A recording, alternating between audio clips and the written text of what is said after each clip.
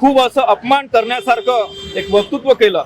त्यांनी म्हटलं की छत्रपती शिवाजी महाराज हे थकल्यानंतर युद्ध करण्यास त्यांनी मनाई केली आणि स्वामी रामदास यांना भेटून आपलं जिरेटोप त्यांच्या समोर ठेवून त्यांना म्हटलं की तुम्ही यानंतर पूर्ण राज्यकारभार सांभाळा, मी थकलेलो आहे, यानंतर हे सर्व राजपाट तुमच्या चरणी मी अर्पण करतो। हे एवढं खोटं आणि खादाड वक्तृत्व त्यांनी त्या मंचावर सर्वांसमोर केलं।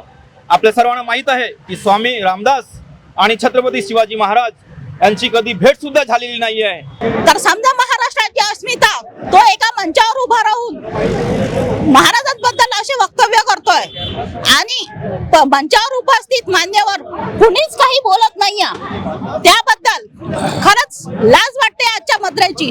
महाराष्ट्र में और छत्रपति शिवाजी महाराज के नाम से कुछ तो भी बोलता है। हालांकि ये आरएसएस और बीजेपी की ये बहुत पुरानी चाल है। अपने आदमी जो तथाकथित अपने आप को साधु संत समझते हैं वो महाराष्ट्र में आते हैं, किसी और प्रदेश में जाते हैं, वहाँ पे कभी मुसलमान के बारे में बोलेंगे, कभी छत्रपति शिवाजी महाराज के बारे में बोलेंगे, कभी संभाजी महाराज के बारे में बोलेंगे। यानी जो जो महापुरुष है जिन्होंने मानवता के लिए काम किया है उनके बारे में कुछ भी असत्य बात करके यहाँ से चले जाने का और यहाँ का जो सामाजिक ताना बाना है उसको बिगाड़ने का काम आरएसएस और बीजेपी के लोग ये ऐसे नकली साधु संतों के द्वारा करते हैं। तो एवढ्या मोठ्या मंचावरून जर महाराजांबद्दल असं वक्तव्य करत आहे तर खरंच म्हणजे एक निंदनीय आहे। त्या माणसाला जर आत्ता जसं आम्ही हे फाडून काढलं ना, तो माणूस जर आमच्या समोर आला तर त्याच्या अशाच चिंधड्या करून आम्ही फाडून काढू।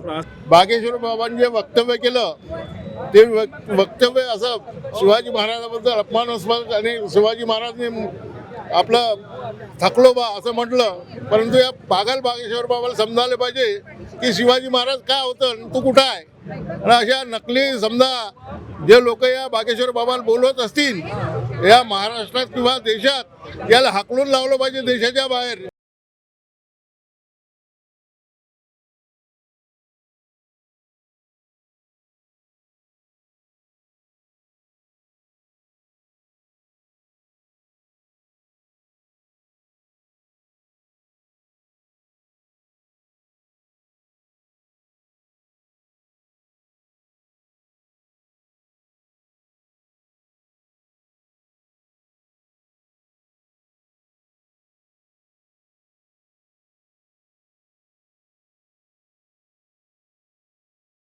मुर्दाबाद मुर्दाबाद मुर्दाबाद। धीरेंद्र शास्त्रीचं करायचं काय,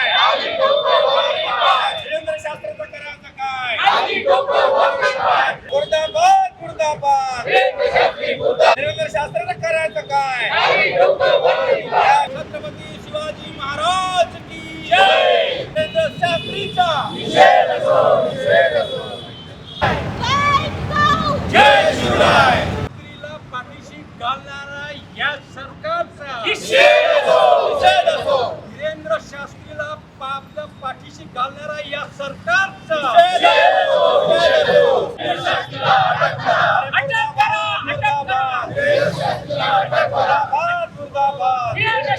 मुर्दाबाद मुर्दाबाद मुर्दाबाद मुर्दाबाद। धीरेंद्र शास्त्रीचा निषेध असो। तुम्हा सर्वांना माहित आहे की परवा नागपूरमध्ये एका प्रोग्राममध्ये भोंदू धीरेंद्र शास्त्री हे मंचावर उपस्थित होते आणि या सरकारमधील आमचे सर्वांचे लाडके मुख्यमंत्री सुद्धा त्या स्टेजवर उपस्थित होते। माननीय नितीन गडकरी साहेब सुद्धा स्टेजवर उपस्थित होते। तुम्हा सर्वांना माहित आहे की भोंदू धीरेंद्र शास्त्री यांनी छत्रपती शिवाजी महाराज यांच्याबद्दल काहीतरी खोटं आणि खूप असं अपमान करण्यासारखं एक वक्तृत्व केलं। त्यांनी म्हटलं की छत्रपती शिवाजी महाराज हे थकल्यानंतर युद्ध करण्यास त्यांनी मनाई केली आणि स्वामी रामदास यांना भेटून आपलं जिरेटोप त्यांच्या समोर ठेवून त्यांना म्हटलं की तुम्ही यानंतर पूर्ण राज्यकारभार सांभाळा, मी थकलेलो आहे, यानंतर हे सर्व राजपाट तुमच्या चरणी मी अर्पण करतो। हे एवढं खोटं आणि खादाड वक्तृत्व त्यांनी त्या मंचावर सर्वांसमोर केलं. आपल्या सर्वांना माहीत आहे की स्वामी रामदास आणि छत्रपती शिवाजी महाराज यांची कधी भेट सुद्धा झालेली नाही आहे. हे प्रत्येक महाराष्ट्रातल्या इतिहासकारांनी दाखल्यासहित पुराव्यासहित सांगितलेलं आहे आणि लिहिलेलं आहे. असं असताना सुद्धा खूप दुःख वाटतंय, खूप वाईट वाटतंय की मंचावर उपस्थित असलेले इतर मान्यवर जे महाराष्ट्राचे मुख्यमंत्री आहेत, भारताचे केंद्रामध्ये मंत्री आहेत, कॅबिनेट मिनिस्टर आहेत, त्यांनी एक शब्द सुद्धा काढलं नाही. यावर आम्हाला दुःख वाटलं आणि येत्या पूर्ण महाराष्ट्रामधील जनतेला सुद्धा दुःख वाटलं. तुम्ही बघत आहात की अख्ख्या महाराष्ट्रामध्ये भोंदू धीरेंद्र शास्त्रीच्या अपोजिटमध्ये त्यांच्या विरुद्ध एक लाट उसळलेली आहे आणि त्याच संयोगाने त्यांचा निषेध करण्यासाठी आम्ही आज संभाजी ब्रिगेड, नागपूर महानगर, मराठा सेवा संघ, जिजाऊ ब्रिगेड आणि इतर सहयोगी संघटना इथं मिळून त्यांचा आम्ही खूप जाहीर निषेध करत आहोत. अटकेची मागणी आहे. आम्ही सर्व सरकारला भोंदू धीरेंद्र शास्त्री यांच्या अटकेची मागणी करत आहोत. विचार आहे आम्ही आता संध्याकाळी आज मीटिंग घेणार आहोत आणि याच्यानंतर आपण त्यांना काय करू शकतो आणि त्यांच्याबद्दल आपण सरकारशी काय बोलू शकतो किंवा सरकारला काय निवेदन देता येईल किंवा त्यांना काय अजून मागणी करता येईल हे आम्ही आज संध्याकाळी डिसाईड करणार आहोत. मी स्वाती शेंडे, जिजाऊ ब्रिगेड जिल्हाध्यक्ष. अत्यंत लाजिरवाणी बाब आहे. बाहेरचा व्यक्ती येऊन महाराष्ट्राच्या आमच्या अस्मितेला काळीमा फासण्याचं काम करतोय आणि मला तरी असं वाटतं, मी जाणीवपूर्वक सांगते आहे की हे सगळं त्याला साहित्य पुरवल्या गेलं, त्याच्याकडून ते वदवून घेण्यात आलं नाही. तर समजा महाराष्ट्राची अस्मिता तो एका मंचावर उभा राहून महाराजांबद्दल असे वक्तव्य करतोय आणि मंचावर उपस्थित मान्यवर कुणीच काही बोलत नाहीये. त्याबद्दल खरंच लाज वाटते आजच्या मद्रेची. तुम्हाला महाराज फक्त निवडणुकांपुरती आणि याच्याबद्दलच वाटतात का? खूप चुकीचं आहे हे. आणि मला तरी असं वाटतं की हा बामणी गावा आधीपासूनच चालत आलेला आहे. हे लोक प्रयत्न करतात की बोट लावून पाहतात की खरंच जागरूक आहे आजकाल नागरिक की नाही. विविध संघटना काय करतोय याबद्दल खूप चुकीचं आहे हे. कल धीरेंद्र शास्त्री ये नागपुर में आए थे और उन्होंने छत्रपति शिवाजी महाराज के बारे में जो ऐसी जानकारी लोगों को दी कि जिसका इतिहास में कोई सबूत नहीं है, कोई दाखला नहीं है. जो इतिहास बताता है और ये इतिहास में प्रूफ हुआ है कि छत्रपति शिवाजी महाराज और रामदास स्वामी का दोनों का आपसी एक दूसरे के साथ कभी मुलाकात हुई नहीं. ये पहली बात है. दूसरी बात ये है कि उन्होंने जो कहा कि ये जो स्वराज्य है, अभी मैं थक चुका हूँ, अभी इससे ज्यादा मैं युद्ध नहीं लड़ सकता हूँ, तो ये जो भी स्वराज्य ये निर्माण किया है ये मैं आपके चरणों में रख देता हूँ और आप ही इसको संभालिए. उसके ऊपर और ये भी कहा कि रामदास स्वामी ने वो मुकुट उनके सर के ऊपर रख के उनको कहा कि ये हमारा आदेश है कि ये राज्य मेरा है, यानी रामदास स्वामी का राज्य है और ये आपको चलाने का है. इसमें अगर तथ्य से बात करें तो 1% भी इसमें तथ्य नहीं है. ये इतिहास में सिद्ध हुआ है. इसके बावजूद भी हर कोई आता है महाराष्ट्र में और छत्रपति शिवाजी महाराज के नाम से कुछ तो भी बोलता है. हालांकि ये आरएसएस और बीजेपी की ये बहुत पुरानी चाल है.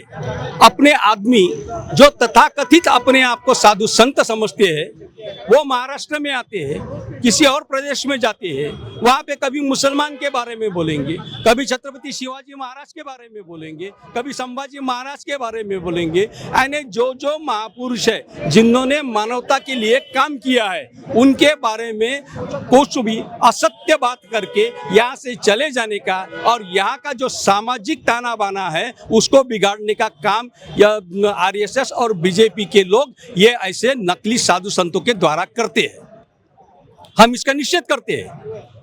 मैं आपको याद दिलाना चाहता हूँ कि जिस मंच से धीरेंद्र शास्त्री ने ये बात कही उस मंच के ऊपर आज महाराष्ट्र के मुख्यमंत्री फडणवीस थे, केंद्रीय मंत्री गडकरी साहब थे. इस बारे में जब मुख्यमंत्री देवेंद्र फडणवीस को पूछा गया कि ये इन्होंने जो बोला आप उससे सहमत है क्या? तो उन्होंने बोला कि नहीं, ऐसी कोई भी इसका कोई भी सबूत नहीं है, ऐसा कोई इतिहास नहीं है, साधु संत आते हैं बोल के चले जाते हैं, उसको इतना सीरियसली नहीं लेना चाहिए। लेकिन वही फडणवीस, वही गडकरी साहब जब ये बोल रहे थे छत्रपति शिवाजी महाराज और रामदास स्वामी के बारे में धीरेन्द्र शास्त्री, तब मुस्कुरा रहे थे। आज वो क्लिप भी आप देख सकते हैं। आपके माध्यम से मुझे जो भी छत्रपति शिवाजी महाराज के नाम से राजनीति करते, हम राजनीति नहीं कर रहे, जो भी राजनीति कर रहे हैं छत्रपति शिवाजी महाराज के नाम से राजनीति कर रही है, शिवसेना कर रही है, एकनाथ शिंदे की शिवसेना कर रही है, मनसे कर रही है, भाजपा कर रही है। भाजपा तो ये लोग बिना छत्रपति शिवाजी का नाम लिए बिना इनका दिन निकलता नहीं और रात थमती नहीं। इनमें से जब धीरेन्द्र शास्त्री ने इतना बड़ा अपमान किया तो ये सब लोग कहाँ गए, कहाँ सो गए हैं? एक शिवाजी नाम, एक किताब के ऊपर सिर्फ शिवाजी नाम रहने से जिसका अंदर का जो सारांश है वो बिना पढ़े यहाँ का एक आमदार एक किसी पत्रकार को माँ बहन की गाली तक उतर सकता है, वो कहाँ गया है? ये आज ये मेरा सवाल इन सब राजकीय नेताओं से है। ज्याला विज्ञानाचं ज्ञान नाही आहे, ज्याला भाषेची जाण नाही आहे आणि इतिहासाची पण जाण नाही आहे, त्या माणसाकडून अपेक्षाच काय करायच्या? आणि तो एवढ्या मोठ्या मंचावरून जर महाराजांबद्दल असं वक्तव्य करत आहे तर खरंच म्हणजे एक निंदनीय आहे। त्या माणसाला जर आत्ता जसं आम्ही हे फाडून काढलं ना, तो माणूस जर आमच्या समोर आला तर त्याच्या अशाच चिंधड्या करून आम्ही फाडून काढू।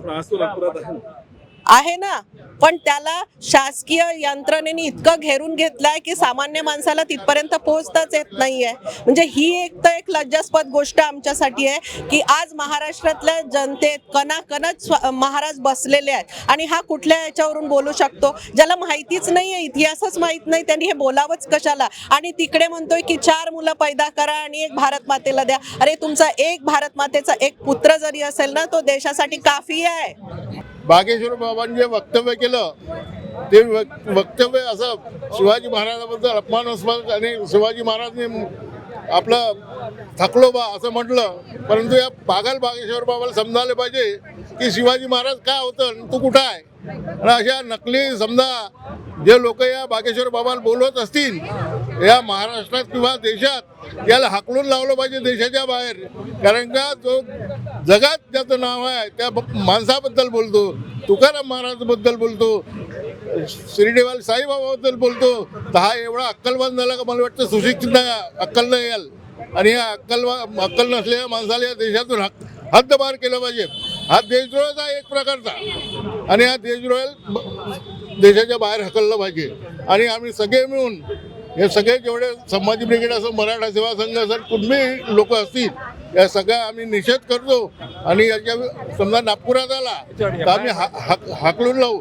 खरं म्हणजे बागेश्वर धाम किंवा जे धीरेंद्र बाबा म्हणून म्हणतात त्यांना महाराष्ट्राच्या इतिहासाचं किती ज्ञान आहे? मागे त्यांनी संत तुकारामांना त्यांची पत्नी काठीने मारत होती अशा पद्धतीची वाचाळ इथे वल्गना केली होती। आणि आज छत्रपती महाराज थकले होते शिवाजी महाराज आणि राज मुकुट त्यांनी रामदासांच्या चरणी अर्पण केला। म्हणजे इतिहासाचा किती विडंबन आहे हे, आणि याला सत्ताधारी लोक त्याला आतून फूस देत आहेत असा आमचा समज आहे।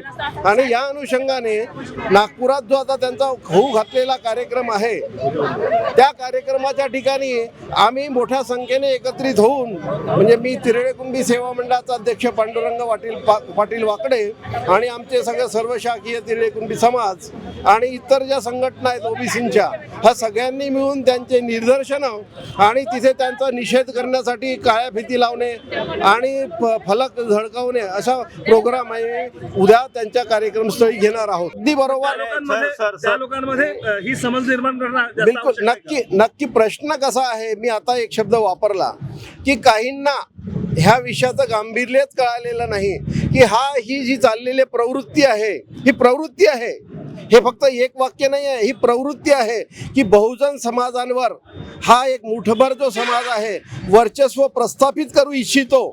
तर ह्या कुठल्या तरी मुद्द्यांनी त्यांना नेहमी दाबत राहायचं आणि आपलं वर्चस्व कायम ठेवायचं. आणि ह्या प्रवृत्तीला विरोध होण्यासाठी बहुजन समाजाने जागृत होऊन, सोबत मराठा समाजाने जागृत होऊन याचा पुरेपूर विरोध केला पाहिजे, निषेध केला पाहिजे असं आमचं म्हणणं आहे. त्या जागृतीसाठी आपण कुठले पाऊल उचलणार? जागृतीसाठी कॅम्पेन्स घ्यावे लागतील, जागोजागी बोला ना. वेगवेगळ्या ठिकाणी सेमिनार घ्यावे लागतील. साहेब, माझा एक प्रश्न असा आहे की हल्ली जी युवा पिढी आहे ती युवा पिढी सोशल मीडियावरती खूप जास्त निर्भर झालेली आहे आणि या पद्धतीचे जर वक्तव्य येत असतील तर खरा इतिहास युवा पिढीपासून दूर नाही दूर जाणार. चाललाय. याच्यामध्ये नक्कीच तुम्ही प्रश्न जो केलेला आहे तो खरोखर गांभीर्याचा प्रश्न आहे. मी सर्व युवक पिढींना हे म्हणेल की त्यांनी शिवाजी महाराज यांच्या बाबतीतलं जे इतिहास आहे तो पूर्णपणे जाणून घ्यावा. परंतु एक सांगताना खेद व्यक्त होतो की जो प्रश्न तुम्ही आता साहेबांना केला होता की राज्याचे मुख्यमंत्री देवेंद्र फडणवीस, नितीनजी गडकरी आणि मोहन भागवत सारखे लोक त्या डायसवर उपस्थित होते आणि ते उपस्थित असताना त्यांनी आपली जी म्हणजे राजकारणातली कार्यकुशलता, मी राजकीय कार्यकुशल आहे हे म्हणण्याचं जे कौशल्य ते नेहमी दाखवतात, पण त्या डायसवर ते त्या बागेश्वराला अडवू शकले नाही की तू आमच्या छत्रपती शिवाजी महाराजाबद्दल कसं काय बोलतो, हे त्यांनी म्हटलं नाही. आणि त्यानंतरही कार्यक्रमाच्या स्थळी स्पष्टीकरण दिलं नाही. हे त्यांनी न दिल्यामुळे आम्ही त्यांच्या या म्हणजे कृतीचा निषेध करतो आणि आम्ही त्यांच्याकडनं मागणी करतो मुख्यमंत्र्यांना की तुम्ही त्या डायसवरनं त्यांचं प्लीडिंग पूर्ण आपण ऐकलेली आहे, तर त्या बागेश्वर जो आहे त्या बागेश्वर आमचा जो शास्त्री आहे त्या शास्त्रीला अटक करावी आणि अटक करून त्याला या महाराष्ट्रापासून हद्दपार करावं. आणि असं करत नसाल तुम्ही तर आम्हाला, आमचं सकल कुणबी समाज, आमचं छत्रपती शिवाजी महाराजांच्या बाबतीतल्या संघटना आणि सर्व युवक साथीदार घेऊन आम्ही बागेश्वर याला नागपुरात अडवण्याचा आणि त्याला नागपुरात चोपण्याचा कार्यक्रम सुद्धा आमच्या संघटनाच्या करू.